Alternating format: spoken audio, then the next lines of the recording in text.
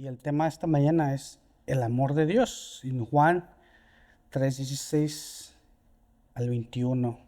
Si pueden abrir sus Biblias y vamos a leer. Y después vamos a desmenuzar como hacemos. Dice, porque de tal manera amó Dios al mundo que dio a su Hijo unigénito para que todo aquel que cree en Él no se pierda, mas tenga vida eterna. Porque Dios, dice el 17, porque Dios no envió a su Hijo al mundo para juzgar al mundo, sino para que el mundo sea salvo por él. 18 dice, el que cree en él no es condenado, pero el que no cree ya ha sido condenado porque no ha creído en el nombre del unigénito Hijo de Dios. 19.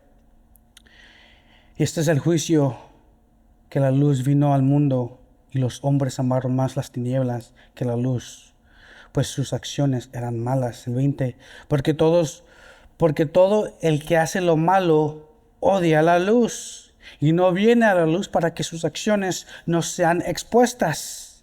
El 21, pero el que practica la verdad viene a la luz para que sus acciones sean manifestadas, que han sido hechas en Dios. Vamos a orar. Señor, te damos gracias por tu palabra, te damos gracias que es viva.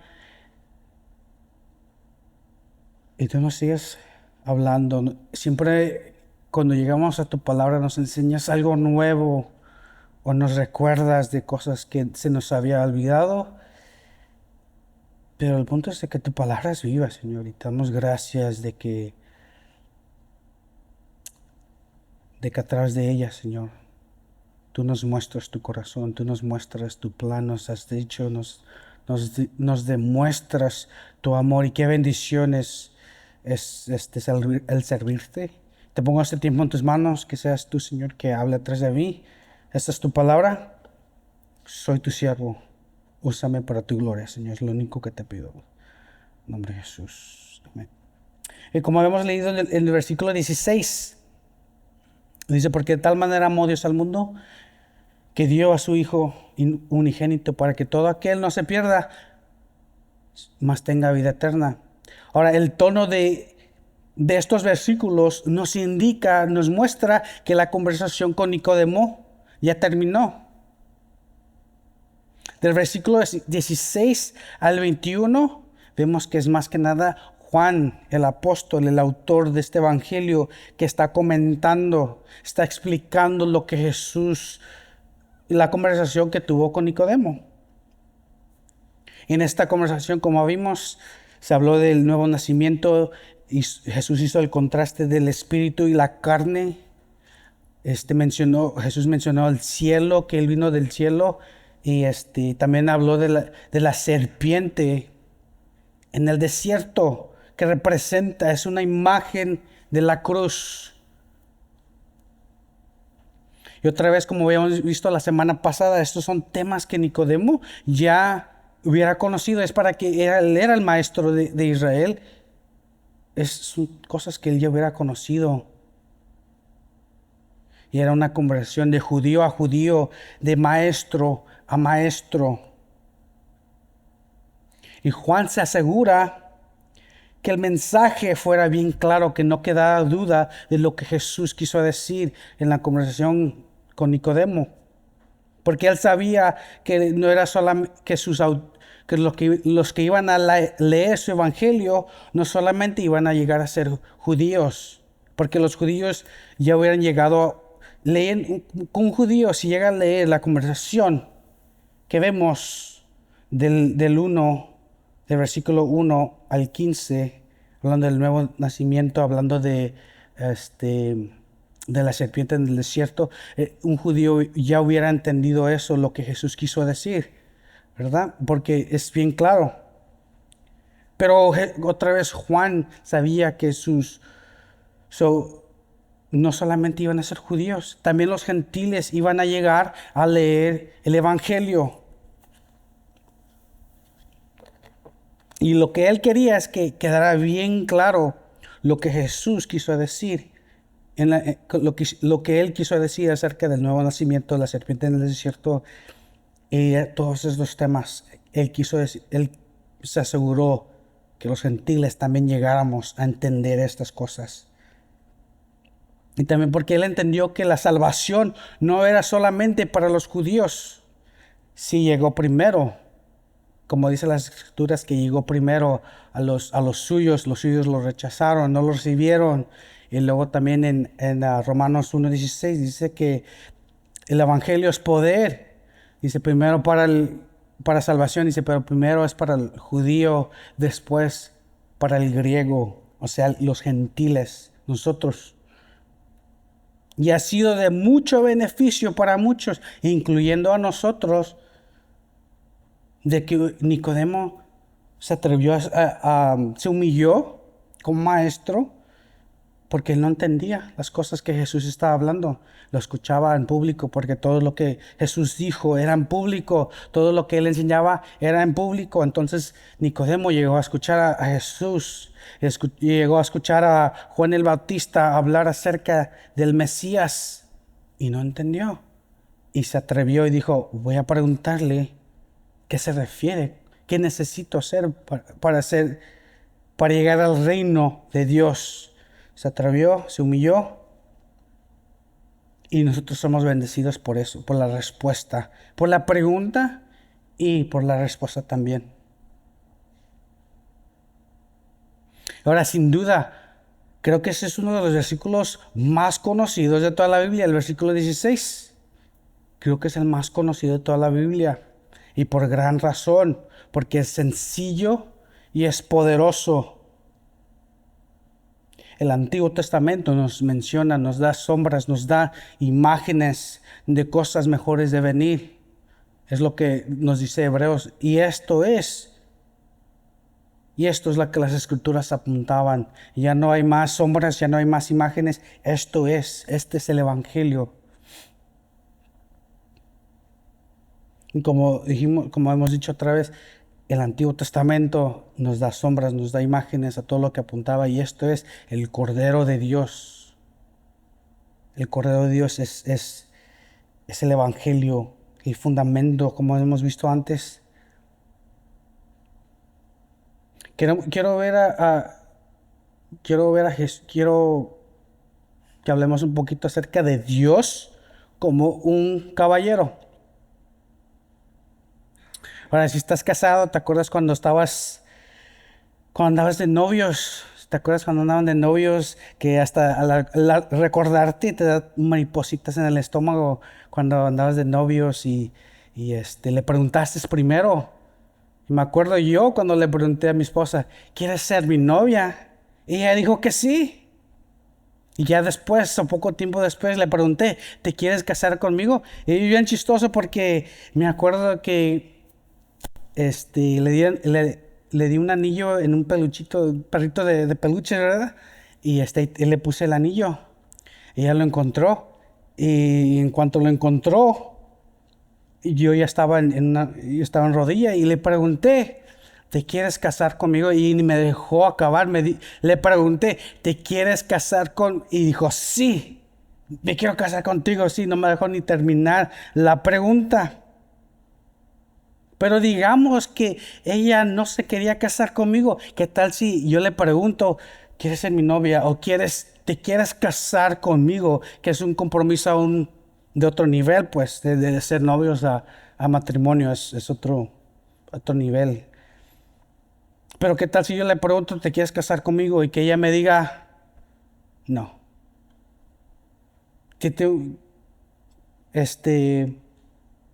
Tengo que respetar como caballero, tengo que respetar su decisión. Si no se quiere casar conmigo, pues a la fuerza no. Eso no es amor. Y luego pues ¿cómo la voy a forzar? Es ilegal. Por tratar de forzarla a amarme, no, eso no funciona así. Y así Dios de una manera similar hace la pregunta, ¿quieres ser mi hijo? Aquí está la pregunta, Él proveyó todo. Y si dices que no, si decides que tú no quieres ser hijo de Dios, Él respeta eso. Pero las consecuencias también tenemos que ver. Aquí en estos versículos vemos, los siguientes vamos a ver, que la ira de Dios es muy real. Dios nos esperó a que nosotros lo amáramos primero, porque Él sabía que era imposible amar a Dios en la carne. Buscar a Dios en la carne, imposible. Pero sin Jesús es donde nos encontrábamos tratando de complacer, tratando de llegar a Dios en la carne, en nuestras propias fuerzas. Ahí es donde nosotros nos encontrábamos antes de Jesús. Él nos amó primero. Y es por eso que podemos llegar a amar a Dios nosotros. Y no solamente a Dios, pero a nuestro prójimo también. Otra vez, Él proveyó todo. Y me acuerdo que antes que me casara, yo le dije, algunas de mis metas, tengo 3 metas antes de que nos casemos, antes que te pida cuando era mi novia, le dije, tengo 3 metas, tengo 3 cosas que quiero hacer antes que nos casemos. Primero, quiero tener mi propio carro y quiero tener un trabajo, un trabajo estable. Y si se puede, voy a tratar, le dije, de tener un hogar donde vivir para que ya lleguemos casados y lleguemos a nuestro hogar. Cumplí 2, nomás pude con el trabajo y con el carro. En California es muy caro en ese tiempo y ahora aún más. Y no pude encontrar un hogar. De la misma manera, si Dios provee todo, ya está listo. Lo único que tú tienes que hacer es sí o no. Así de fácil. No hay terreno neutral. Y para escuchar a los judíos que Dios ama al mundo es algo extraño. Ellos sabían que Dios amaba a Israel, pero a todo el mundo era algo extraño, algo nuevo, algo diferente para ellos. Y otra vez, como hemos visto anterior, Jesús vino a los suyos primero, a los judíos, pero ellos no lo recibieron. Y después Jesús vino a los gentiles también. Así como dice Pablo en 1 Corintios, que la cruz es un tropiezo para los judíos, y la razón es que ellos esperaban, lo hemos visto antes ellos esperaban el Mesías que los iba a liberar de los romanos, y la cruz era un fracaso para ellos. Ellos, los judíos, conocían el pacto de Dios con Israel, el pacto que Dios hizo con Israel. Pero aquí vemos el inicio del nuevo pacto que Dios hizo con la humanidad.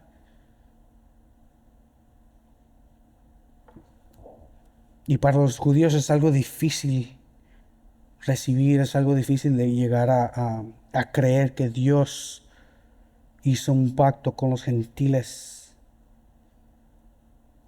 Pero si se acuerdan en Génesis, cuando Abraham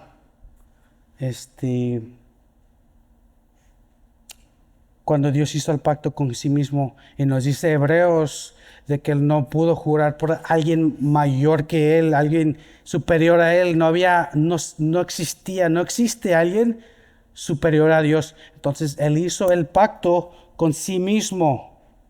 Eso lo vemos en el pacto del Antiguo Testamento. Pero de la misma manera, el nuevo pacto, de la misma manera, Jesús hizo un pacto con Dios.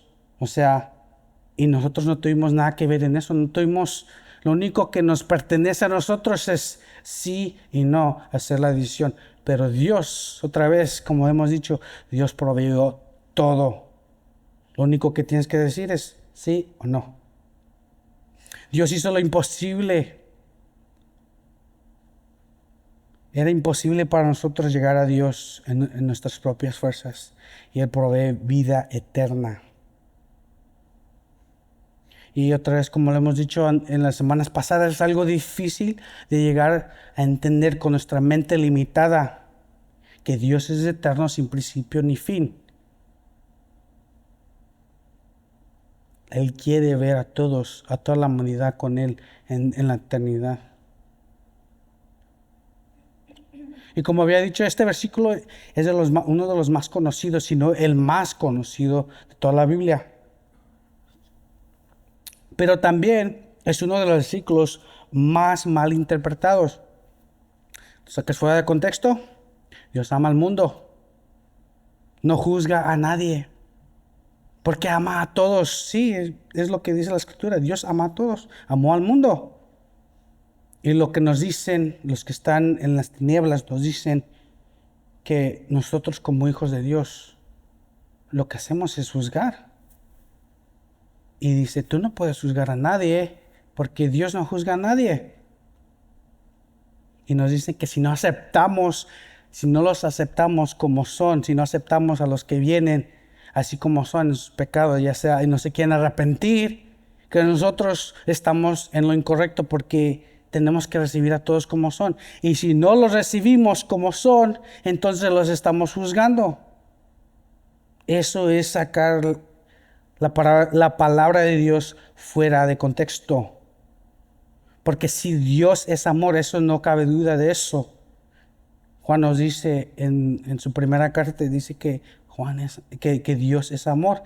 Pero Dios también es santo y no nos podemos olvidar de esa parte de Dios. No nos podemos olvidar de su santidad. Y su ira también es muy real y es muy importante. Y lo vamos a ver un poquito más detalle en recto. Pero continuando el versículo 17, dice, porque Dios no envió a su Hijo al mundo para juzgar al mundo, sino para que el mundo sea salvo por él. Y luego he escuchado esto que dicen, ya ves, no es fuera de contexto, porque el versículo 17 apoya el 16, diciendo de que Dios no juzga a nadie. Pero tienes que, como estudiante de la palabra de Dios, contexto. Si sigues leyendo hasta el versículo 21, vamos a ver que habla acerca de la ira de Dios. Y Dios quiere que todos sean salvos. Eso también no cabe duda de eso. No quiere que ninguno se pierda. Y aquí Jesús nos revela el corazón del Padre, que es lo que el Padre quiere, su deseo y su plan para redención. El plan de Dios es de salvación y no de condenación. Jesús tomó nuestro lugar en la cruz, como hemos visto en las semanas pasadas, como vimos en la serpiente en el desierto, que la serpiente representa el pecado y el pecado juzgado por Dios. Y es lo que vemos en la cruz. Tú y yo merecemos, es lo que merecemos condenación. Nosotros merecemos estar en la cruz. Y si hay alguien que dice, si tienes una conversación con alguien o lo que sea, y se escucha que dicen, pero yo soy buena persona, yo no merezco eso. Esa persona tiene que llegar a leer su Biblia. Si es cristiano, tiene que llegar a leer su Biblia. Si no lo es, pues tiene que llegar a la luz. Porque es ignorante decir eso. Porque la Biblia nos enseña de que vivamos en nuestros pecados. Y así como el Cordero sin mancha que vemos en el Antiguo Testamento es la sombra de Jesús, de que no tuvo pecado alguno. Pero Él sin mancha murió por los pecados de las personas, así igualmente como vemos el Cordero en el Antiguo Testamento murió por los pecados de la familia o de las personas que los sacrificaron. No tenía mancha, el Cordero no hizo nada. El Cordero, el animal, no sabe de bien ni de mal. es la imagen de Jesús, que no tuvo pecado, no tuvo mancha ninguna y fue sacrificado por nuestros pecados. Y ahora la segunda venida de Jesús, la primera vino como el Cordero de Dios, como vemos en Isaías 53. Pero la segunda venida de Jesús va a ser, Él va a regresar como el león de Judá, va a llegar a juzgar. Ya se acabó el tiempo. No necesariamente porque vemos en Apocalipsis, pero Él va a llegar a juzgar. Y nadie sabe cuándo. Entonces, cuando escuchas de que, creo que en septiembre tuvimos una de las más recién que dicen que Dios iba a regresar en septiembre, no me acuerdo, 20 y algo. Y hay siempre, cada año hay de esos, cada otros años siempre hay de que Dios va a regresar en esta fecha. Eso lo sabemos, es falso, nadie sabe, solamente Dios. Pero, sí.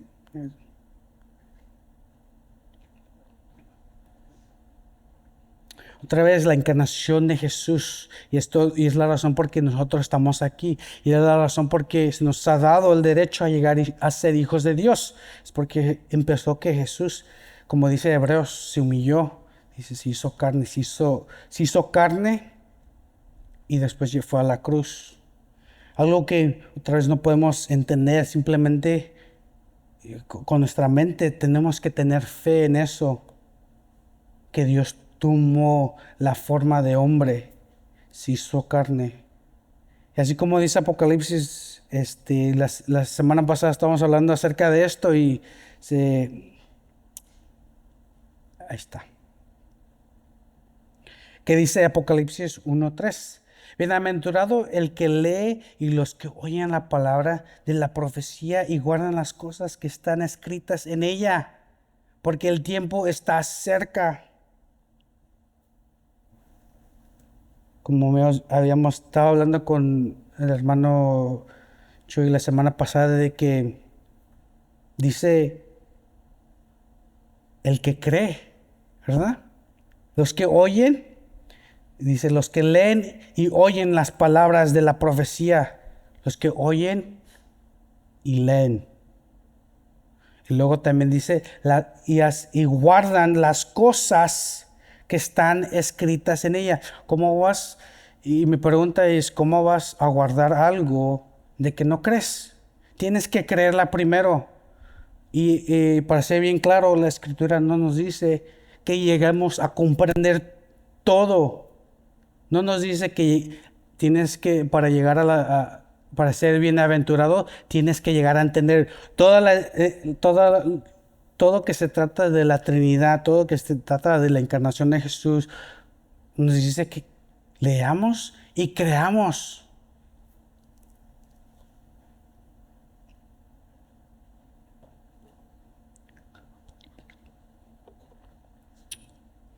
Vamos a continuar en el versículo 18. Dice, el que cree en Él no es condenado, pero el que no cree ya ha sido condenado, porque no ha creído en el nombre del unigénito Hijo de Dios. Y aquí es donde nos metemos, estamos hablando ya de la ira de Dios. Y estos versículos son bien claros. Y como había dicho hace ratito, no hay terreno neutral. Digamos que o has puesto tu fe en el Cordero de Dios o no has puesto tu fe en el Cordero de Dios. Y eso determina dónde te la vas a pasar en toda la eternidad. Si has puesto tu fe en el Cordero de Dios, Él tomó tu lugar y Él es tu lawyer. Él es tu abogado. Y cuando llega a la corte, el Padre es el juez. Y si Jesús es tu abogado, el Señor dice, Dios dice, bueno, pues está cubierto por la sangre de mi Hijo. Y si no estás cubierto, si has decidido no seguir a Jesús, no has decidido no poner tu fe en el Cordero de Dios, es donde la condenación es la ira. Y no hay, como otra vez, quiero ser bien claro, no hay terreno neutral, no hay de que llegaré a mi tiempo, encontraré mi camino, nada de eso, es sí o no. Oh, pero que no he escuchado nunca me han predicado del Evangelio. Romanos 1 nos dice que no hay excusa.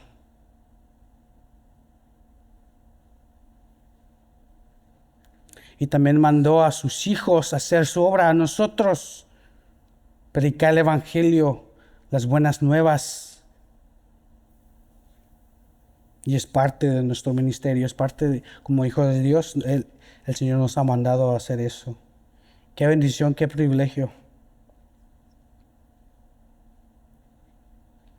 Como había dicho antes, Dios es amor, sí, pero también es santo y su ira también es muy real y muy importante.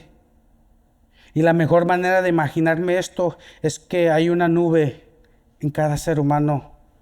Automáticamente después de hay una nube y esta nube está llena de agua. ¿Se han visto las nubes cuando va a llover? Están bien oscuras, están listas para tirar el agua. Y así yo me lo imagino, cada persona tiene esa nube sobre de ellos y esa nube representa la ira de Dios lista para ser derramada. La ira de Dios lista para ser derramada en esa persona. Pero cuando crees, cuando pones tu fe en el Cordero de Dios, esa nube, Dios la quita. Y la ira de Dios ya no es para ti.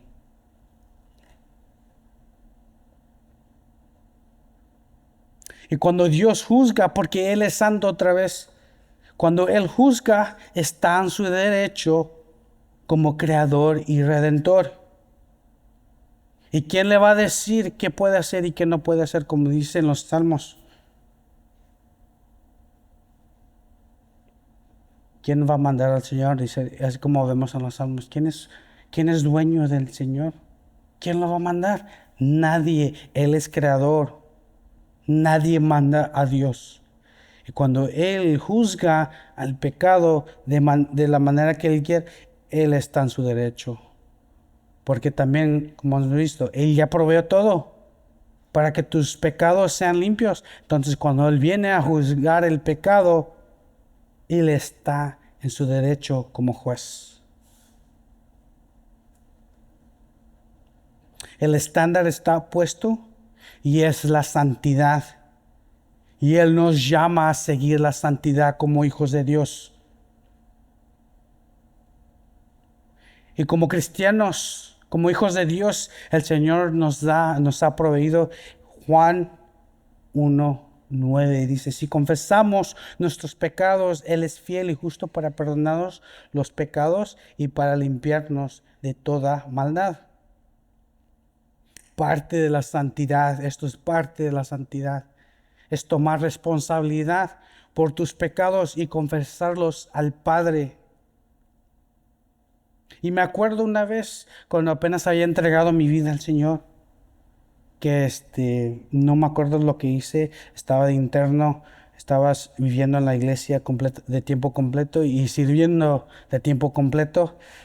Y otra vez no me acuerdo lo que hice, pero hice algo que no debía. El pastor me llamó y me dice, ¿por qué hiciste esto y esto y esto? Y mi respuesta fue, el diablo me hizo hacerlo. Y me miró a los ojos y me dice, tienes que arrepentir. Este tipo de actitud, eso no es ser cristiano, eso no es tomar responsabilidad por tus pecados. Tienes que arrepentirte de eso. Y es cuando me di cuenta, aprendí a las malas de que tengo que tomar responsabilidad por mis pecados. Si el enemigo te pone tentaciones y tu carne le encanta cuando el enemigo te pone las tentaciones enfrente, pero al fin de cuentas tenemos que tomar responsabilidad y llamar el pecado lo que es, así como Dios lo hace. A través de toda la Biblia nos menciona los pecados y lo llama como es. No dice que el pecado es que la fallé o que cometí un error. es pecado. No hay que tratar de justificar nuestro pecado, es parte de la responsabilidad.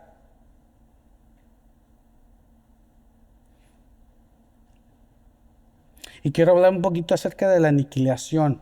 No sé si han escuchado, es un tema que ha sido muy popular hoy en día. Y básicamente lo que viene siendo es de que cuando una persona muere, nomás deja de existir. No hay vida eterna ni hay infierno. Nomás deja de existir. Eso lo hemos hablado con mi esposa. Ella me lo mencionó y yo me puse a ver un poquito, investigar un poquito más. Y eso es lo que viene siendo de que no hay vida eterna y no hay infierno. Y simplemente deja a una persona cuando muere, deja de existir. Y esa es una enseñanza o lo que venga siendo un tema muy popular, pero es una mentira que viene del infierno. Eso es de Satanás y es lo que él quiere, que la gente piense que no hay consecuencias por tus pecados. Es lo que el enemigo quiere. Y la gente está creyendo eso, de que pues nomás deja de existir. Otra vez. Y como vamos a ver en unos versículos que somos la luz, nosotros somos la luz y tenemos que exponer eso, exponer la oscuridad.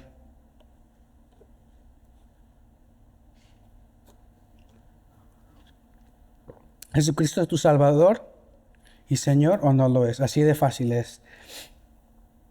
Otra vez más, no hay terreno neutral. Y por eso es tan importante predicar el Evangelio. Y se nos ha dado la responsabilidad a nosotros como hijos de Dios, llevar el Evangelio donde quiera que estemos, en el trabajo, con la familia que no conoce de Dios, parientes, quien sea. Y qué bendición es que a veces tú no vas a ver el fruto, pero se nos ha llamado a hacer la obra, de todos modos. Y el que va a ser glorificado al fin del día va a ser Dios. Y eso es lo que importa, que Él se lleve toda la gloria. Nosotros no podemos ni debemos de anhelar tocar su gloria. Y la ira de Dios, otra vez, para ser bien claros, es por el pecado. La ira de Dios existe porque hay pecado, porque existe. Y cada ser humano es culpable ante Dios. La única diferencia, otra vez, es si Jesús es tu abogado o no lo es. Si vas a llegar a corte antes si vas a llegar a corte con el Padre y Jesús es tu abogado, entras a la vida eterna. Si no, a la condenación. Así de fácil, no hay terreno neutral. Quiero que quede eso así bien claro. Y vamos a continuar versículo 19. Dice, y este es el juicio, que la luz vino al mundo y los hombres amaron más las tinieblas que la luz, pues sus acciones eran malas.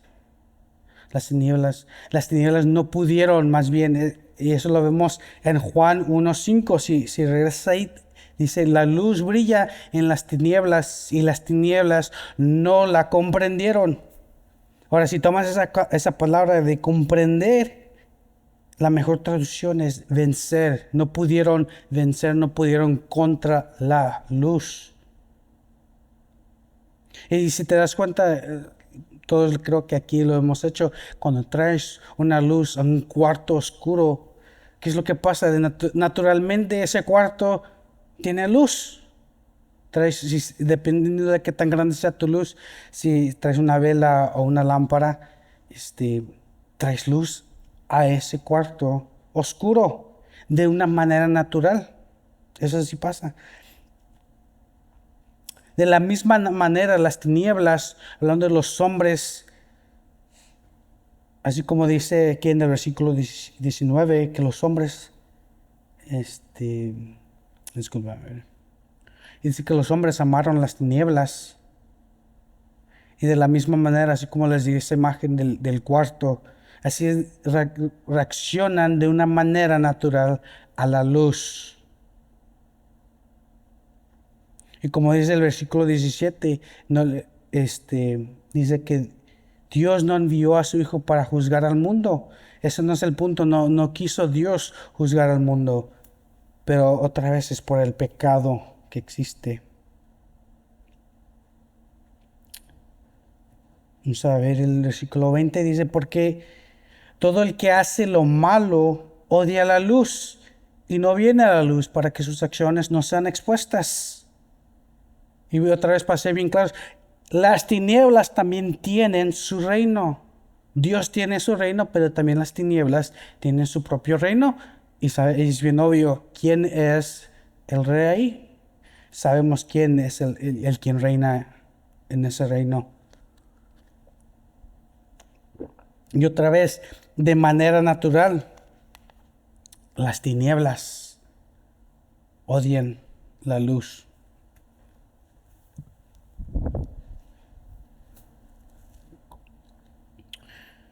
Porque el hombre sin Cristo no conoce otra cosa que las tinieblas. Y la Biblia nos dice que nosotros éramos tinieblas. Nos indica que no solamente éramos parte del reino de las tinieblas, pero que éramos nosotros tiniebla. Y te acuerdas, creciendo cuando eras niño, nadie te enseñó a mentir, a robar, a ser egoísta. Todo lo contrario. Si tuviste buenos padres que te disciplinaron, te enseñaron todo lo contrario, a no robar, a no mentir y a no ser egoísta. El hombre natural, el hombre sin Cristo, es atraído a las tinieblas. Y eso me recuerda a una de mis películas favoritas que se llama Bichos, no sé si la he visto, se llama Bichos, Aventura en Miniatura. Y es cuando es la parte del bicho que ve a la luz, del mata insectos, y ve la luz y su amigo le dice, no, Harry, le dice, no veas la luz, y dice, no me puedo detener, dice, es tan hermosa, y va hacia la luz, hacia el mata insectos, y se muere, porque es una manera natural. Así es el hombre sin Cristo, de esa manera. ¿Y qué comunión tiene la luz con las tinieblas? Y hablando de tinieblas, podemos ver cómo ha cegado a la gente y cómo va atrás nuestros pequeños, nuestros hijos, porque son los más vulnerables. En las escuelas les quiere enseñar que ellos pueden escoger si quieren ser niños o si quieren ser niñas, y temas de estos, y sigue hay muchas cosas que les quiere enseñar que no son de Dios, que son del reino de las tinieblas. La gente anda perdida vagando del este al oeste.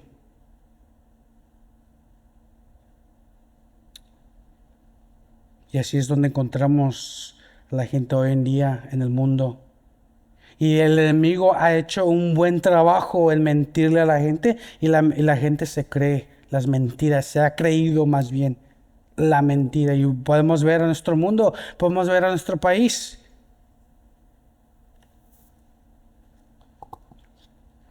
La religión no te lleva a Dios, la idolatría no te lleva a Dios. Jesús dijo, yo soy el camino al Padre y no hay otro camino.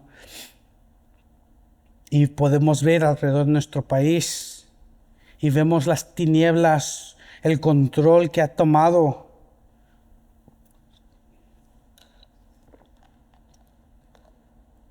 Y a veces se siente que el reino de las tinieblas está ganando, como que está superando. Porque todo el poder que han recibido, todo el poder que las tinieblas tiene ahora en día. Pero ¿qué nos dijo nuestro Señor? Dice, confiad, yo he vencido al mundo. Él es la luz del mundo y también nos ha hecho a nosotros la luz del mundo.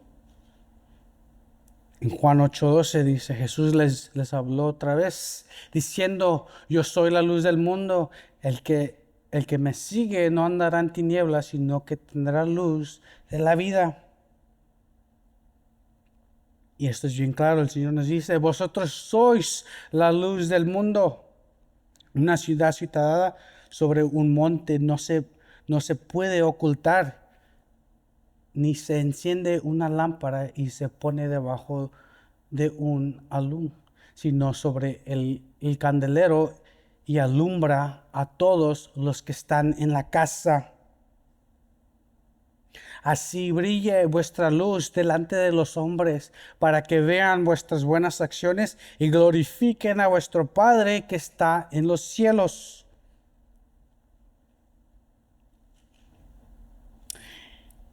Y hablando de las tinieblas, tenemos que exponer las tinieblas y vamos a un tema que a mí la verdad no me agrada.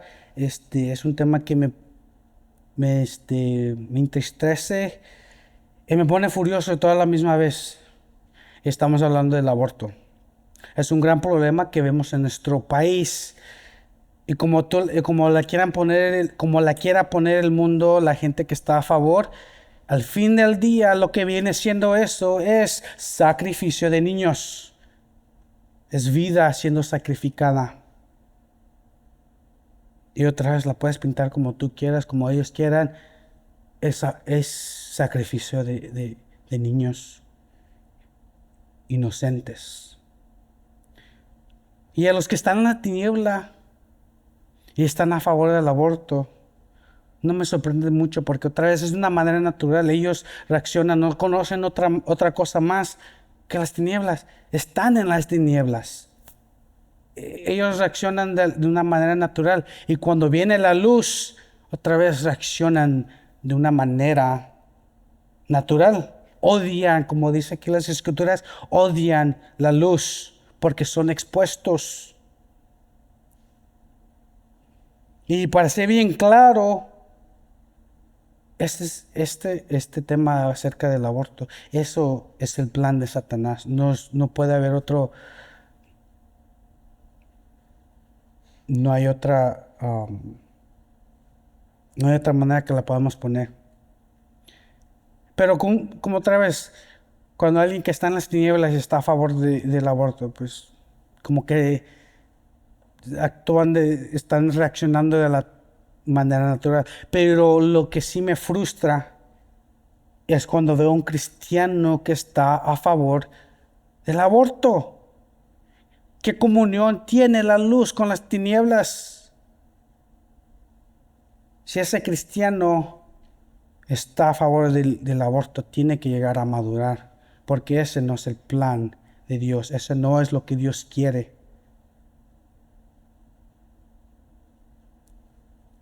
O cuando dicen los cristianos también me enfurece un poquito, pero no tanto, cuando escucho cristianos que dicen, pero yo no me meto a la política, pero este asunto nunca le perteneció, este tema nunca le perteneció a la política.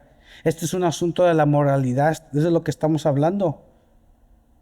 Tú y yo sabemos de dónde viene la moralidad. Nuestro Dios, Él puso el estándar. Es santo y nos llama a la santidad. Él puso el estándar. Nosotros sabemos de dónde viene la moralidad, pero los políticos lo que tratan de hacer es poner el estándar aquí hasta abajo. Y no hay que mirar muy lejos, miremos a nuestro vecino, a México. Su líder, la presidenta, recibe ritos de brujos y nahuales. Ella es la líder y tiene poder. No tiene tanto poder como digamos en tiempos antiguos, como el faraón, pero todavía tiene poder. Puede pasar leyes a favor del aborto o a favor de indoctrinar a nuestros hijos, de enseñarles cosas de que no son de Dios, que Dios no quiere que les enseñemos estas cosas.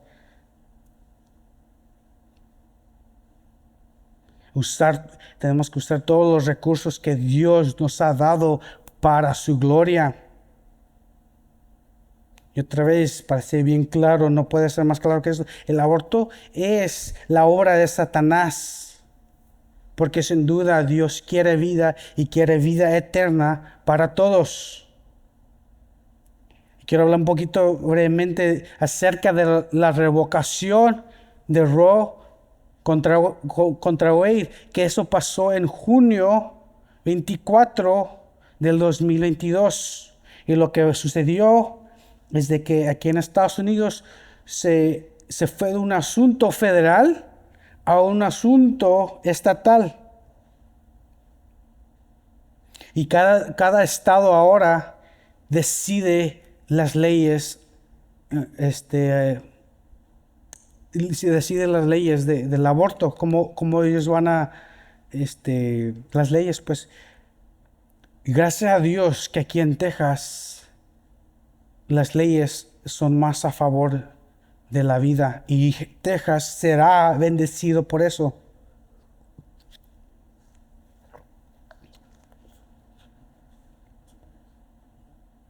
Pero en otros estados, tristemente, y vemos como en California, New York, en estados que hasta 9 meses puede ser el aborto. Eso no es el plan de Dios. Otra vez, Dios quiere vida y vida eterna. Y como la luz del mundo, nosotros no nos podemos quedar callados acerca de estos temas. Como había dicho anterior, esto no es un tema de la política, este es un tema de la moralidad. Estamos hablando de vida. ¿Cómo nosotros podemos llegar a entender, a decidir quién vive y quién no? ¿Por qué? Porque queremos estar cómodos. Cualquier manera que lo quieras poner es sacrificio de niños y niños inocentes. Como dicen los salmos, es ser la voz para los que no tienen voz. Esa es parte de nuestro llamado. Es exponer las tinieblas como luz. Tenemos que exponer, tenemos esa voz, lo que Dios nos ha dado, la voz. Así como las parteras en Egipto que temían a Dios y desobedecieron a Faraón. El Faraón, su orden fue de que cada niño, que era cada niño, cada niño tenían que matar. Y las parteras dice claramente que ellas temían a Dios y lo que hicieron es desobedecieron al faraón, que si lo pones en contexto y lo pones ahora, como hoy en día, el faraón tenía mucho más poder que los que vemos hoy, nuestros líderes hoy en día, como el presidente, el gobernador. El faraón tenía mucho más poder. Él podía llegar, ¿sabes qué? Me desobedeciste, muerte. Ellas decidieron obedecer a Dios. Dios decide quién vive y quién no. No nosotros. Nosotros no somos jueces de vida o muerte. El argumento también que escucho muy seguido es de que cómo puedes estar a favor del aborto y estar a favor de la pena de muerte. Pero la única diferencia, y gran diferencia, no la única, es una gran diferencia, es de que uno es inocente y el otro ya ha cometido sus crímenes.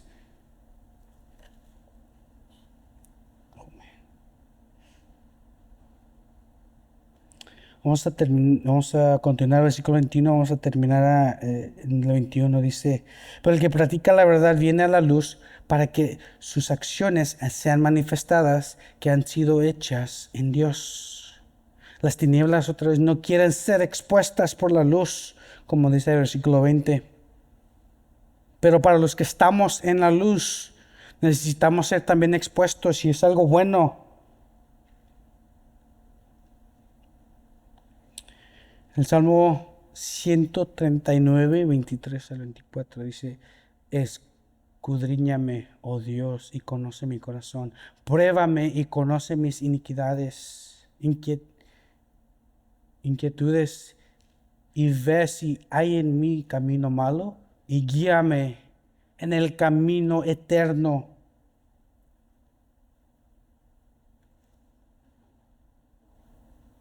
Así como dice el versículo 6 aquí en Juan 3, Lo que es carne, y lo que es nacido del Espíritu es espíritu. Somos nuevas criaturas. Ya no somos tinieblas y ya no somos parte de las tinieblas. Es algo bueno que el Señor que escudriñe nuestro corazón y saque todos nuestros pecados para poder confesarlos.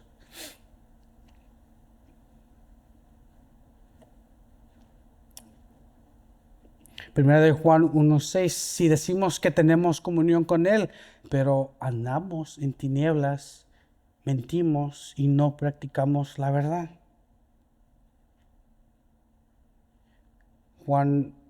Primera de Juan 2:6 dice, el que dice que permanece en Él debe andar como Él anduvo. Ser expuestos no es divertido, no es algo divertido, nos hace incómodos, pero es parte de la santidad. Señor, tenemos que pedir al Señor que exponga nuestros pecados, y para llegar a primera de Juan 1:9, y llamar a nuestro pecado, como habíamos mirado hace rato, llamar a nuestro pecado, pecado, no tratar de justificarlo y tratar de hacerlo menor, y que no fue tan, pero mira a la otra persona, mira lo que hace. Es justificar nuestro pecado, es tomar responsabilidad, es parte de la santidad. Y quiero regresar para terminar en Mateo 15:16. Dice, así brille nuestra luz delante de los hombres, para que vean nuestras buenas acciones y glorifiquen a vuestro Padre que está en los cielos. Glorificar a Dios debería de ser nuestra motivación como hijos de Dios. Todo se trata acerca de Jesús, de nuestro Señor, que Él reciba toda la gloria, toda la honra, predicar su evangelio. Vamos a tomar vamos a hacer comunión. Y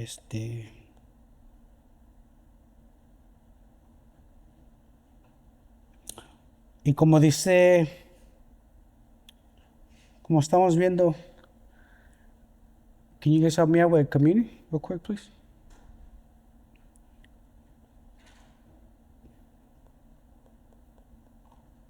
Como dice primera de Juan 1:9.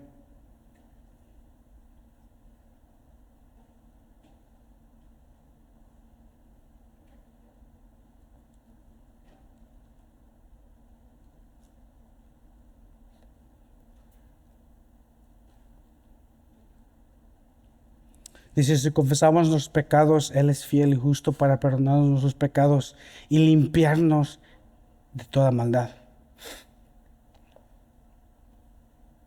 Vamos a tomar comunión esta mañana y quiero tomar ese tiempo simplemente para que traigamos nuestros pecados al Señor. Y vamos a orar después y vamos a tomar de los elementos.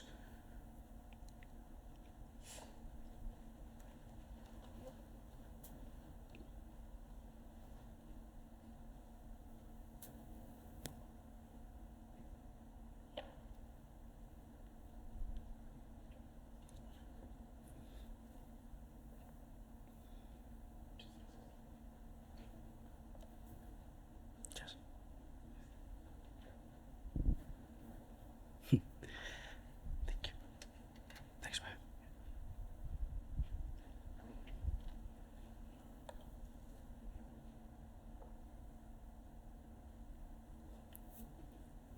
Thanks. Y Señor, te damos gracias damos gracias por tu sacrificio, te damos gracias que como vemos en tu palabra, te hiciste carne, tú humillaste y te hiciste carne, te hiciste hombre, Señor, y ese era ese era el plan redentor. Y te damos gracias. Te damos gracias que hiciste tu cuerpo por nosotros. no hay manera de poder repagarte, Señor. Tomamos del pan.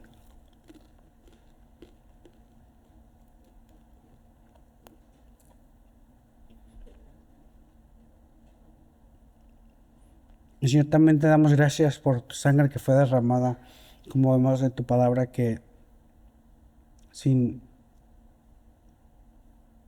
derramamiento de sangre no hay perdón de pecados. Te damos gracias de que estamos cubiertos por tu sangre, así como vemos en Éxodo, la Pascua, que la sangre del Cordero estaba en los postes de cada casa, y cada vez que pasaba, Señor, y tú mirabas la sangre, tu ira no era para ellos, pero los que no estaban cubiertos por esa sangre, ahí venía tu ira, Señor. Y de la misma manera nos das esa imagen, Señor, y tú nos has cubierto con tu sangre. Te damos gracias, que es por ti, es por tu amor, es por tu gracia, por tu sacrificio, que estamos el día de hoy como hijos de Dios. Te damos gracias en nombre de Jesús. Tomamos del pan, de la copa. Otra vez te damos gracias, Señor, de que nos has hecho tus hijos. Qué bendición es el servirte. Qué bendición es ser tu hijo, sabiendo de que no hay nadie, no hay nada que nos pueda quitar este regalo que tú nos has dado gratuitamente. Y lo único que podemos decir, Señor, es gracias.